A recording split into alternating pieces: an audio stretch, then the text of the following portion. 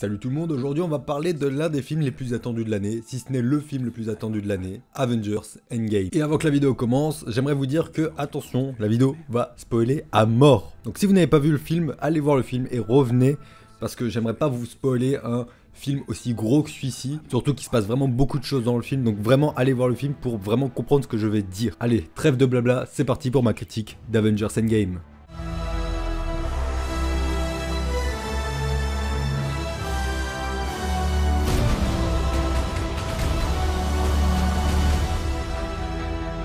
Le film est sorti le 24 avril en France et est réalisé par les frères Russo. Alors pour commencer, il faut savoir que j'avais vraiment beaucoup adoré Avengers Infinity War. Et donc du coup, j'attendais vraiment énormément ce film. Alors du coup, qu'est-ce que j'en ai pensé ? Eh ben, j'ai vraiment moins kiffé que Infinity War, je le trouve moins bon, mais en même temps, j'ai aussi adoré le film. Alors le film, clairement, il est en 3 parties. Il y a le début qui te met dans l'ambiance et qui commence direct après Infinity War. On voit la famille de Hawkeye mourir, on voit la réaction de Hawkeye. C'est vraiment une scène qui te prend. Il y a la deuxième partie qui est chiante. C'est la partie du voyage par la dimension quantique. Et la troisième partie qui redevient intéressante, c'est la bataille avec Thanos et son armée et qui est franchement très bien foutu, mais qui est quand même plus brouillon que la bataille qu'il y a au Wakanda dans Avengers Infinity War, je trouve. Je vais essayer de vous faire un résumé de l'histoire. Alors, il se passe vraiment beaucoup de choses, donc si j'oublie des choses, ben, je suis désolé. Le film commence tout de suite après Avengers Infinity War. On voit la famille d'Hawkeye partir en poussière et on le voit réagir à ça. Il est perdu, il est complètement déboussolé,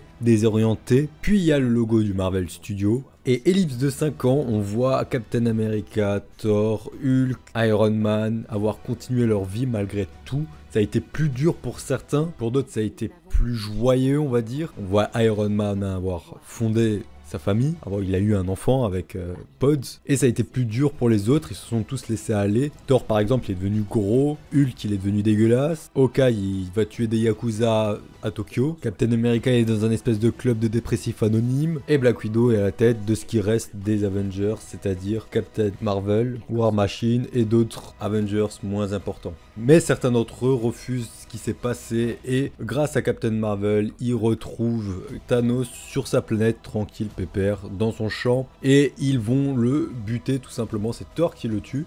Alors, avec d'abord un coup de hache dans la main, puis un coup de hache dans la gorge et il est mort, il est décapité par Thor. Un peu plus tard, on voit Ant-Man revenir du passé grâce à un rat qui l'a fait revenir du coup et il reforme grosso modo toute la team des Avengers pour remonter le passé, pour chercher les pierres d'infinité. Et ils vont dans Avengers 1 récupérer les pierres, donc le Tesseract et la pierre de Doctor Strange, qui à l'époque n'était pas encore à Doctor Strange. Ils vont à l'époque de Captain America 1, si je me trompe pas. Ils vont à l'époque des Gardiens de la Galaxie 1 pour récupérer toutes les pierres. Et là vient la cata parce que la nébula du futur et du passé se connectent. Comment, on sait pas, et ça sera jamais expliqué dans le film. Et Thanos du passé se rend compte qu'il a réussi et qu'ils viennent finalement changer ce qui s'est passé. Il y a eu un dysfonctionnement du coup entre la nébula du présent et la nébula du passé. La nébula du présent se fait capturer par Thanos du passé.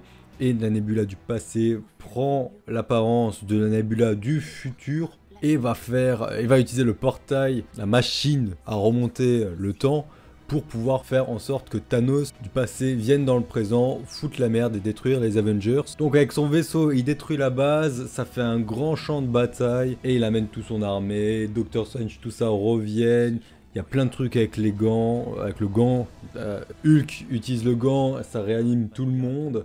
Après, il y a Thanos qui justement détruit la base des Avengers. Et enfin vient cette bataille qui est assez dantesque, qui me fait penser un peu à Seigneur des Anneaux, dans une autre proportion évidemment, mais qui est plus brouillon que la bataille finale de Avengers Infinity War, j'ai eu du mal à le dire. Mais qui reste quand même plaisant à voir malgré tout. Voilà, maintenant ce résumé est terminé, on va passer à ce qu'il m'a déplu, puis on va passer à ce qu'il m'a plu pour terminer avec une bonne note. On commence avec la musique qui n'est pas mauvaise, mais qui est moins présente que dans Infinity War. Je trouve ça dommage, j'aurais bien voulu avoir plus de nouveaux thèmes peut-être marquants, parce que là on a une ou deux fois le thème d'Avengers et c'est fini, le reste est assez oubliable et je trouve ça vraiment dommage. Parce que je rappelle, mais la musique reste quand même super importante dans un film, ça te fait passer plein d'émotions. Il n'y a pas que la mise en scène, le jeu d'acteur et tout ça, mais il y a aussi la musique, on le voit très bien avec Star Wars, pas les derniers, mais dans la trilogie originale et dans la prélogie, la musique est très présente, elle te fait passer des émotions, des belles émotions comme des moins belles. Et je trouve ça dommage qu'elle était limite absente de ce film, qui méritait quand même une bien meilleure musique. En tout cas plus présente, voilà. Ensuite, la mort de Black Widow, je l'ai trouvée vraiment trop rushée. On passe trop vite dessus, c'est pas normal. Enfin, c'est quand même Black Widow. Même si elle n'a pas eu de film origin story, elle reste quand même très importante dans le premier Avengers, avec aux côtés de Hawkeye, Iron Man et tout ça. Et elle fait le taf, elle fait même très bien le taf. Et on s'est accroché à ce personnage, et là, le film, elle l'a un peu oublié. Je trouve qu'ils l'ont balayé un peu trop rapidement. La mort était pas très marquante tout simplement et je trouve ça dommage. C'est encore une fois Black Widow, pas n'importe quel personnage. Même si elle n'a pas eu d'origine story comme je l'ai dit, ça reste quand même un personnage très important dans l'univers du Marvel cinématique. Pour continuer dans les défauts, on va aller du côté de chez Thanos, qui est largement moins bien travaillé que dans Infinity War, je le trouve moins humain, plus méchant. Dans le premier, il était vraiment très humain, alors il l'est toujours dans ce film, mais beaucoup moins. Il est plus dans l'aspect je vais vous buter, plus que je vais sauver l'univers. On continue avec les servants de Thanos, avec Nebula. Comment elle a pu se connecter avec la Nebula du passé? Alors qu'ils n'ont pas les mêmes composants, elle a évolué, la Nebula du futur. Je trouve ça bizarre. C'est pas expliqué en plus, c'est là juste pour faire avancer le scénario et je trouve ça dommage. En principe, elle est pas censée pouvoir se connecter avec la Nebula présent, celle du passé. Bon, ok, c'est un dysfonctionnement, mais c'est un peu gros comme façon de faire. Encore une fois, ils ont pas les mêmes composants, donc techniquement, ils devraient même pas pouvoir se connecter, même si c'est un dysfonctionnement. Bref. Ensuite, Captain Marvel. Tu parles d'une blague, elle est là, 2 scènes. Une scène pour casser un vaisseau et l'autre pour diriger les héros. C'est tout. Enfin si, elle se bat aussi un peu contre Thanos, mais bon, elle se fait poutrer par Thanos. Il y a aussi le traitement de Thor que j'ai pas trop aimé. Le fait qu'il devienne gros et qu'il se fasse poutrer par Thanos, alors que bon, c'est Thor, putain, il l'a défoncé dans le premier, alors qu'il était au sommet de sa forme. Autre chose, toujours en rapport avec Thor, mais aussi Captain America. Comment Captain America peut utiliser la foudre, pas le marteau, parce que le marteau, il en est digne, mais la foudre, c'est Thor qui le met dans le marteau, il est censé pouvoir canaliser grâce au marteau sa foudre. Donc comment ça se fait que Captain America puisse utiliser la foudre? Pareil, c'est pas expliqué. Et encore autre chose, je n'ai pas du tout aimé le traitement de Hulk dans ce film. Le fait qu'il ait réussi à contrôler Hulk ne me dérange pas, mais c'est que ça a été fait hors champ, et il a gardé la voix de Bruce Banner quand il est en Hulk. Pourquoi? On n'en sait pas, on n'en saura rien, on n'en saura jamais rien. Pas très français ce que je viens de dire, mais c'est pas grave. Et le moment girl power du film, je n'ai pas apprécié non plus, c'était trop forcé. Le fait qu'il y en ait, ça me dérange pas, mais c'était la façon que ça a été fait, la façon que ça a été amené, qui m'a pas plu, c'était trop forcé. Il y a même Madame Potts qui est venue avec une armure d'Iron Man. Pourquoi? On n'en sait rien. D'où elle vient, on n'en sait rien là non plus. Je pense qu'elle était dans un des portails que Doctor Strange a fait. Et dernier truc, là je suis pas très sûr, mais pour moi ça reste une incohérence. C'est le Captain America vieux à la fin. Alors, il me semble que le sérum qui a été injecté à Captain America ne peut pas faire vieillir, donne une force surhumaine et ne peut pas faire vieillir. Donc comment ça se fait qu'il est vieux? Bon là pour le coup j'en sais rien si c'est le cas ou pas, j'ai très peu de souvenirs des 2 premiers Captain America, j'avais pas vraiment aimé, donc du coup dites-le moi dans les commentaires si ça peut ou pas, je n'ai plus le souvenir, mais il me semble pas du tout. Maintenant passons au dernier point négatif du film, c'est tout le passage avec la dimension quantique qui était mal rythmé, qui était assez lent. Ce moment-là, j'ai commencé à sentir les 2 heures. Enfin, les 3 heures, je les ai sentis passer finalement. Parce que toute la deuxième partie, je me suis assez fait chier. C'était pas bien rythmé tout simplement. Ce qui se passait n'était pas forcément très intéressant non plus. Ils auraient dû peut-être plus couper ce moment-là et faire en sorte que la dernière partie s'étale un peu plus parce que c'était quand même plus intéressant. La troisième partie, et pourtant, elle est vachement rushée. C'est peut-être aussi pour ça que c'est assez brouillon les combats, les scènes de combat. Donc voilà ce que j'ai pensé au niveau des points négatifs du film. J'en ai peut-être oublié, mais j'en ai plus les souvenirs. Ah si, à la fin, Bucky qui a l'enterrement d'Iron Man.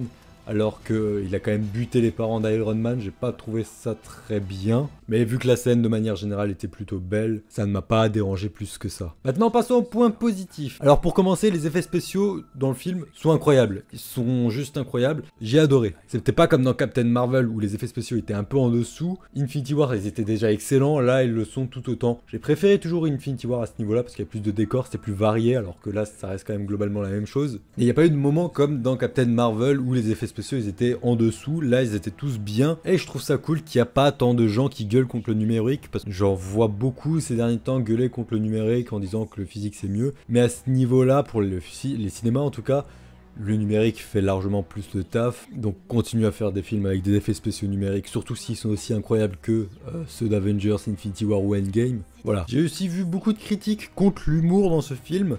Moi je trouve pas, je trouve l'humour bien dosé, il y en a moins justement que d'habitude, et elle fait mouche presque à chaque fois, je dis bien presque, tout l'humour avec Thor, le fait qu'il est gros, j'ai pas trouvé ça très drôle personnellement, et toutes les blagues avec Hulk non plus. Mais globalement, l'humour est mieux géré que dans les films Marvel habituellement, il y en a moins en tout cas, c'est ça que je veux dire. La mort d'Iron Man était juste incroyable, voilà, je vais pas plus en parler de cette mort parce que si vous avez vu le film, et normalement si vous avez vu le film, si vous regardez cette vidéo, elle restera gravée, c'est voilà, il claque les doigts pour tuer Thanos, c'est retour à l'envoyeur, voilà. Mais juste avant que ça arrive, quand Black Panther prend le gant pour l'emmener loin, je sais plus ce qui se passe exactement, j'ai oublié. Mais la scène était vraiment stylée avec Black Panther qui utilise justement les dégâts de son armure pour faire les ondes de choc. C'était vraiment stylé. Et Captain America qui dit Avengers rassemblement à la fin. Oh, c'était épique. La fin était véritablement épique de ce film. Bref, je vais pas continuer la vidéo plus longtemps. Elle dure déjà suffisamment longtemps. Donc si vous avez apprécié cette vidéo, n'oubliez pas de liker, vous abonner si ce n'est pas déjà fait, activer la petite clochette, me suivre sur les réseaux sociaux, lien dans la description. Et moi je vous dis à la prochaine pour de prochaines vidéos. Ciao tout le monde.